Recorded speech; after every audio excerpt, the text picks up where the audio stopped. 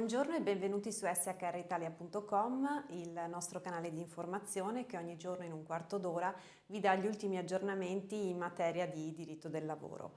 Oggi la puntata sarà divisa in due parti, la prima dedicata appunto alle novità dell'ultima ora e la seconda invece alle domande e risposte. Partiamo allora con le novità.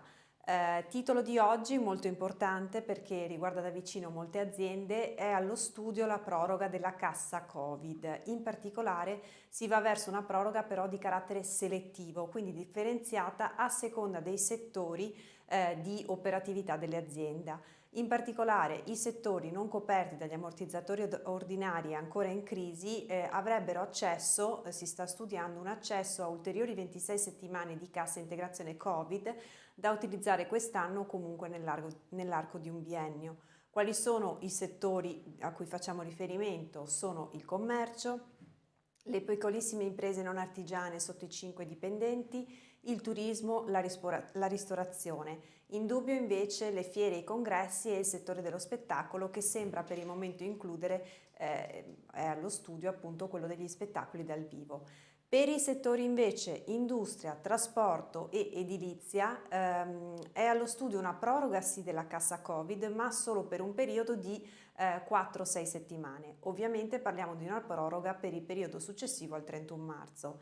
Parallelamente, come potete immaginare, alla proroga della cassa si sta studiando anche di prorogare il divieto di licenziamento, che anch'esso sarebbe prorogato in maniera selettiva a seconda del settore di riferimento e a condizione però in questo caso che l'azienda decida di non fare ricorso alla cassa integrazione. Quindi pare che si stia studiando questo meccanismo di alternatività tra cassa e licenziamento. Ovviamente non appena verranno definite linee chiare sul punto vi terremo aggiornati.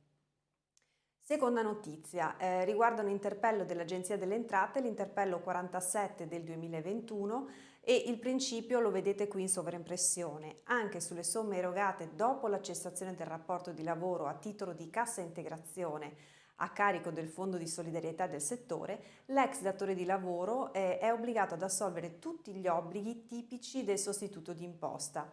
Qual era il caso? Era quello di un'azienda che nel corso del 2020 aveva ricevuto dal Fondo di solidarietà l'importo dell'assegno ordinario per erogarlo ai dipendenti. Alcuni lavoratori nelle more erano cessati, avevano cessato il rapporto di lavoro e comunque avevano cessato prima che venisse loro liquidata la somma predetta. La società sosteneva che non aveva alcun obbligo né in tema di CU né in tema di sostituto d'imposta. L'Agenzia delle Entrate invece specifica che il datore di lavoro è comunque tenuto ad effettuare la ritenuta d'acconto da lavoro dipendente e a certificare le somme nella certificazione unica, indipendentemente dal fatto che l'erogazione della somma medesima sia intervenuta in costanza di rapporto o successivamente alla sua cessazione, e questo perché si tratta comunque e sempre, lo specifica l'agenzia, di una somma legata appunto al rapporto di lavoro. Opzione donna, messaggio importante dell'INPS, forse ne avevamo anche già parlato, il messaggio 217 del 19 gennaio 2021 ribadisce la proroga del termine di scadenza per esercitare l'opzione donna che è stata introdotta dalla legge di bilancio 2021, la legge 178 del 2020. Che cosa chiarisce l'INPS? Che per accedere alla pensione anticipata esercitando l'opzione donna, le lavoratrici devono aver maturato entro il 31 dicembre 2020 un certo requisito contributivo, quindi un'anzianità contributiva pari o superiore a 35 anni ed un certo requisito anagrafico, in particolare 58 anni per le lavoratrici dipendenti e 59 per le lavoratrici autonome. Si chiarisce poi che il personale del comparto scuola e AFAM entro il 28 febbraio 2021 può presentare domanda di cessazione dal servizio con effetto dall'inizio rispettivamente dell'anno scolastico o dell'anno accademico. Lavoratori stranieri. Con una nota dell'Ispettorato Nazionale del Lavoro, la 1118 del 15 dicembre 2020, sono stati forniti alcuni chiarimenti in ordine all'interpretazione dell'articolo 34, dell'articolo 103, scusate, del decreto rilancio. Cosa prevede questo articolo? Nel caso in cui venga accertato l'impiego irregolare dei lavoratori stranieri che abbiano fatto istanza di permesso di soggiorno, è prevista l'applicazione del doppio della maxi sanzione per lavoro nero. Il quesito o il chiarimento che fornisce l'Ispettorato del Lavoro riguarda il fatto che questa sanzione viene applicata anche laddove il lavoratore abbia un permesso di soggiorno temporaneo.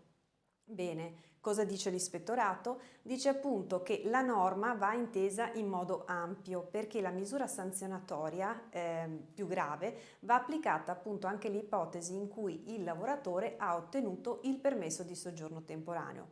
Questo alla luce dell'interpretazione della ratio della legge che è desumibile dalla stessa procedura di regolarizzazione, volta ad evitare l'impiego irregolare dei lavoratori e che serve appunto ad impedire la maturazione dei requisiti utili per ottenere la trasformazione del permesso a carattere temporaneo in un permesso per motivi di lavoro.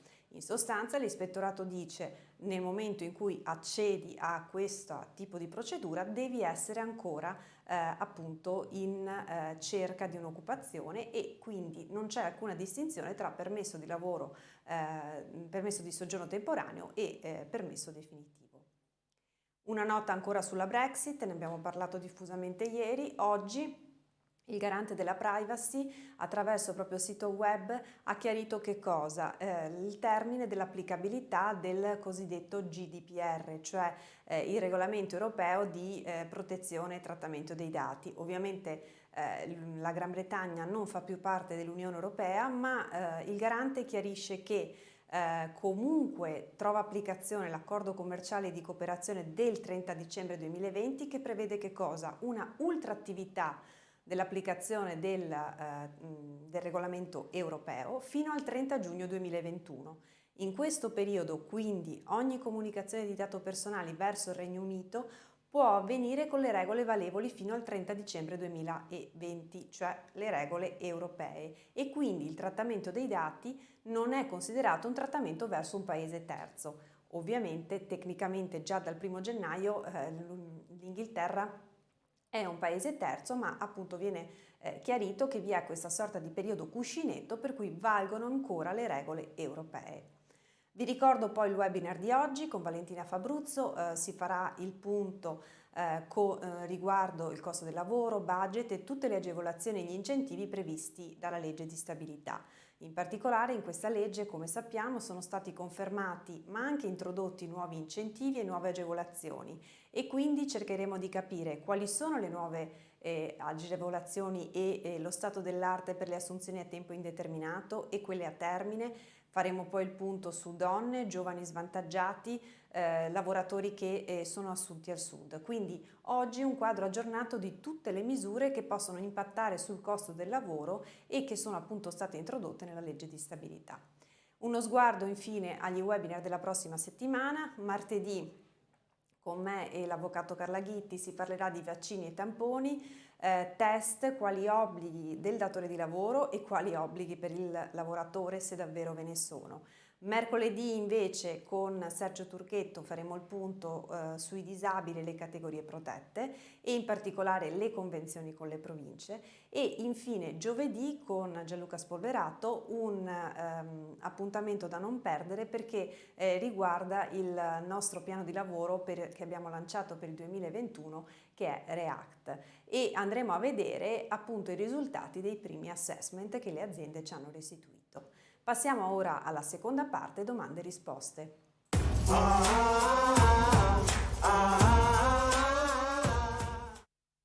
Prima domanda. Dal 1 gennaio 2021 non sussiste più l'obbligo per il medico curante di indicare sulla certificazione gli estremi del provvedimento che ha dato origine alla quarantena o comunque all'isolamento fiduciario. Come può il datore di lavoro effettuare il conteggio dei giorni di malattia e quindi valutare l'eventuale raggiungimento del comporto con le necessarie esclusioni? Ricordiamo infatti che non potendo i giorni per isolamento o quarantena fiduciaria essere computati ai fini del comporto, laddove erroneamente fossero stati inseriti, comunque il licenziamento sarebbe illegittimo. La risposta che abbiamo provato a dare è questa.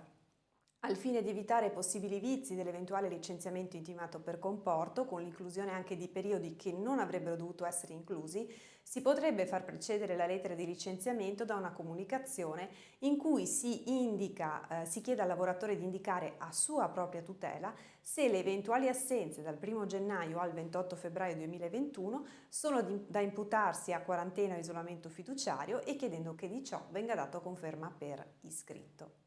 Seconda domanda. Può essere fatta richiesta di esonero contributivo 2021 anche se ho già chiesto ed usufruito per intero di quello precedente? Risposta.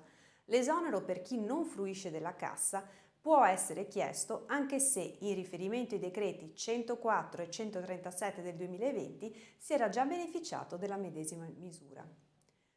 Terza e ultima domanda. In caso di accordo sindacale per l'incentivazione alla risoluzione di rapporti di lavoro di cui all'articolo 1,311 della legge di stabilità e in caso di licenziamenti collettivi avvenuti entro il 31 gennaio ai sensi del sopracitato accordo, è possibile richiedere l'esonero? Risposta. La previsione del decreto 104 del 2020 sull'impossibilità di procedere ai licenziamenti prima che si sia goduto interamente dell'esonero è scomparsa con l'estensione del divieto di licenziamento al 31 dicembre 2020 e poi al 31 marzo 2021. Se l'intenzione è richiedere l'esonero sostitutivo alle 12 settimane di cassa, dal 1 febbraio 2021 si ritiene possibile seguire questa strada. Io vi rimando per ogni dubbio o chiarimento al nostro canale espertolavoro.com a cui potete inviare appunto le vostre domande e avrete risposte in tempi celeri. Vi auguro una buona giornata e vi do appuntamento a domani. Arrivederci.